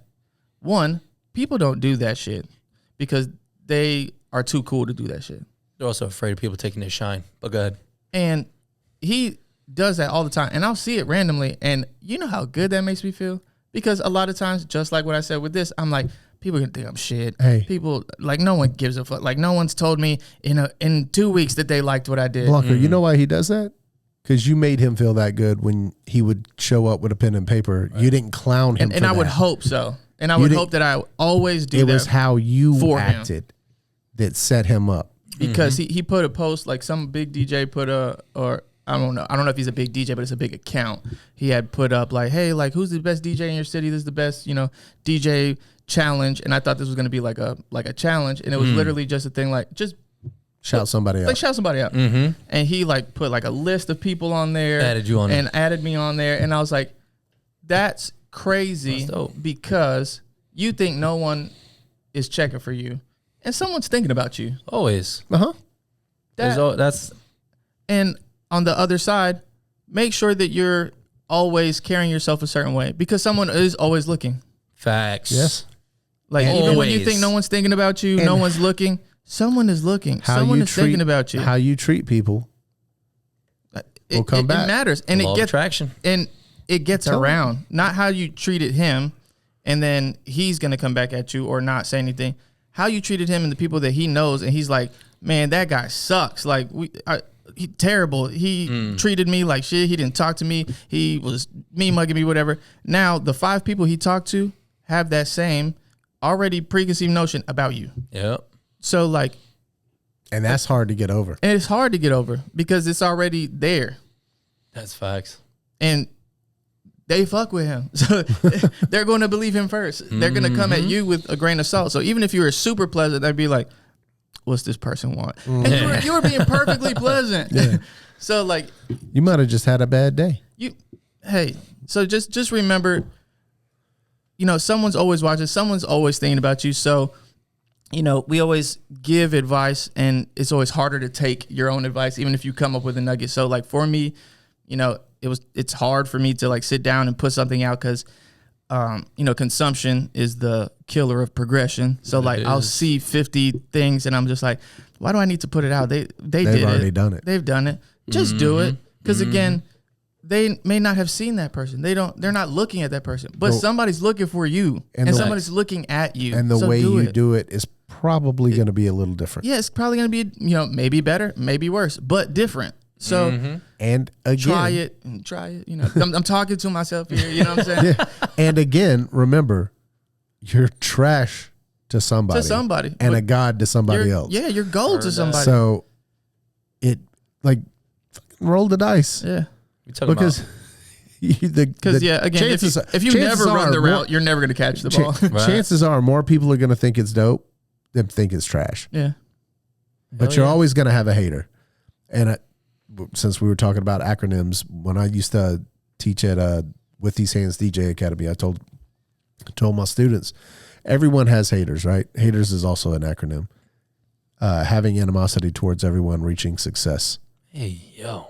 We need a gong, a little mini gong. Drop a bomb for that one. Red says bomb. But yeah, like Red coming in with the knowledge. It makes sense. Everyone has them. Yeah. If you're moving in the right direction, they're going to show up. Facts. They're going to show up. You're absolutely right. Just know that. We're talking about putting it out there and doing what we do, and you mentioned contests. Red, you got a little bit of news that that was pretty fucking dope. I'm still trying to figure out how I ended up there, but okay. Red's gonna be on America's Next Top Model. Someone was checking for you. Someone was thinking about you. It's the law of attraction. I'm RuPaul's Drag Race. I'm in a competition right now called America's Next Top Hit Maker. You can vote for me. So the way things work, you vote for your artist. Yep. And it starts out in a group. I think there's like 60, 70 people. They take the top 10 or 20 and bring it over to the next group. So there's like 5 or 6 groups, right? Yep. I don't know how many. That gets whittled down over the course of the months. And then at the top, when it gets down to the last group, all of the votes are completely reset. And it's back up. But you can vote once daily for free. You can find it on my Facebook, and I'll throw it on Instagram too. Since you send it out. But get on them votes. And then I'm not asking anyone to, but you can pay for extra votes. I'm not asking anyone to spend any money. If you choose to. Unless you're buying one of his records on all streaming platforms. Yes. Hey, thank you. But the money they do raise is for a good cause. There's more about it on the website, so you can see that. And the link's in your gram. I'll put it in the bio. Put it in there. Slap that link in there. Yeah. Then we got some new mix shows coming up. I got one. I think I could leak it now. Right? Yeah. It's kind of out there. Yeah, put it out there. We're just putting it together. Talk to them. Everything's Put it on the coming. table. Tell them Everything's put about on the it. table. It's gonna be. It's called Stadium Style. Hey. And obviously, me DJing for the Mets, it sparked that whole conversation. So I'm going to be linking up with a bunch of DJs around the country that DJ in sports, stadiums, the whole nine, those big Lomo, that's crowds. gonna be lit. Yeah. That's a cool idea. Yeah. Arena so- Rock Jock Jams 2025. Exactly. Let's I'm go. Like going hitting all the straight- DJs straight that are in arenas. Yes. Yeah. That's Yeah. cool. Fire. That's So cool. it's a dope concept, and I'm gonna start plugging a lot of the guys that I know around the country, from Cali up in up north in New York, for the other guys that I know with the Mets and the Yankees and the Knicks, and down south in Miami. Getting those So connections with all the city DJs, like yep. Down in Texas. Shout out to Dallas. So yeah, it's something to look forward to for me. And then Red, you got one too, right? Yes, sir. Red's house. Red's house is coming out. It's going to be basically everything house music. So we might touch a little disco house, some classic house, proper house, tech house, everything. All things house. All things house, all under one roof. That's dope. Rye's going to be heading up Electronic Society. So I think this week and maybe next week will probably be my last two shows on there with him. And then you're jumping right And into then Red's house. Be right into Red's house. Fire. And then old Roche has Roche Radio, right? Yeah, Roche's doing Roche Radio. Yep. And that's going to be just Roche's brain. That's going to be a So wacky. get ready. Yeah, so get ready to If be you've taking ever- it if all you've- over the map. If you've ever wondered what's going on up there, Yep. this is your chance. Yep. It's going to be a And whole then, mega mix of WWE. intros. Yeah. And then shout out to Manny. Manny's got what is this called? On the second floor? Party Upstairs. Party Upstairs. Yeah, his old DJ name. Yeah, that's right. That's Manny's Yeah. old DJ name. And he's His doing old DJ name was Party Upstairs. Yeah. Yep. And he's doing all like your college party Throwback type stuff. Energy stuff. Like if you were playing beer pong, doing keg stands at the second floor apartment. Yep. Yeah, That's- that was your In shit. university when the cops was 100%. Boy, Yeah. Blanco just had a flashback. Oh my Yeah. God, did I? for Holy real. crap. So we got a couple new mix shows coming Yeah. up. And then the Norm stuff. I don't have a mix Instagram. show, but I have a mix coming out. It'll be up tomorrow. Oh, It's going to be some UKG. Oh, that's what I'm talking about. So B. some Tell them about it. Doing Do some that different shit. garage, something different. I don't see a lot of that happening in the city, and I love so many different genres. And I need Shout to, out to Groovy Bone. yeah, shout out to Groovy Bone too. That you will be sent this mix. For their Fractured Beats party, right? Yeah, Hell yeah. yeah. They asked me That's a to. dope They asked me event. to make a mix, and so I'm gonna go ahead and Big up, shoot Tyler. that over. I'm gonna post it and everything too. That's what's up. And I'm thinking about making a coinciding video to post on Instagram. Ooh. Because Reels, apparently you can make like really long videos on Reels. My vlog was 3.5 minutes. Yeah, and so it went up through Reels. I'm gonna put The only something thing up you gotta just watch with it, because I got a prompt that said they don't you don't get as much Traction traction of people that aren't followers, but once you hit hashtags and all that stuff. So there. What I think I'll do is I'll make, because I want to make like a 30-minute mix. So I'll record the 30-minute mix, chop that up, and just like put that on like a teaser for the reel or something. Hell yeah. There you go. But you just hit the mix YouTube. will be up tomorrow though. Hit YouTube. Yeah. There you go. What you boys got popping for the weekend? What's the schedules looking like? Yeah. Hey, forgot it already. So I'm at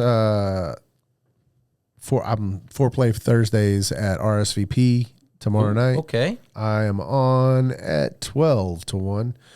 Glory is 11 to 12, and Roche's closing the night out. Dope. I did last Thursday. It'll It be was pretty it'll be fun. my first time there, and then I'm back at RSVP on Friday. Sheesh. Back on the rooftop.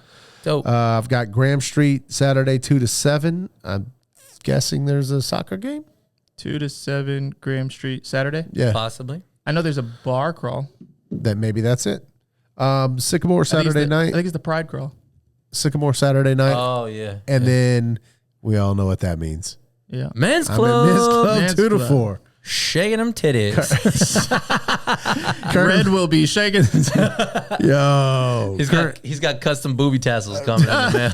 not a titty tassel. Yeah, after the wedding, there was a pasty on the floor. Oh, and my the God. staff was like, "Oh my God!" It got real. And then so currently I'm off on Sunday, but we all know how that works. That may change last minute. Yeah, That could change. That could change at any moment. Thinking Blanco, what now, you got? Thursday, because I don't have my phone on me, but Thursday I'm at Prohibition. Friday, I believe I'm at Resident Culture. Saturday, I'm doing 2 to 8 at Prohibition for the crawl, and then 10 to, I don't remember if it's 1 or 2 at Blinders right after that. Okay. dope. And then Sunday, good old STK. Yeah, I'll be there Thursday for STK, my usual. Friday, I'm at Resident Culture. So I don't know, maybe. Maybe I'm somewhere else. Again, Yeah. I don't have my phone, so I can't. True. You might be a pro on Friday night. Maybe. Yeah, I got Resident Culture Friday night. And then I'm back at Resident Culture for the daytime, 4 to 8. So I'm assuming, obviously, that's part of the crawl. And then I'm at Pro Saturday night. Yeah. Sunday, yeah. I'm currently off on Sunday. And y'all, if you are looking to find where we are, check our Instagram stories, Yep. okay? Yeah. We will Hit always IG. post it on the story on Yep. IG. Look at all of our IGs. Yep.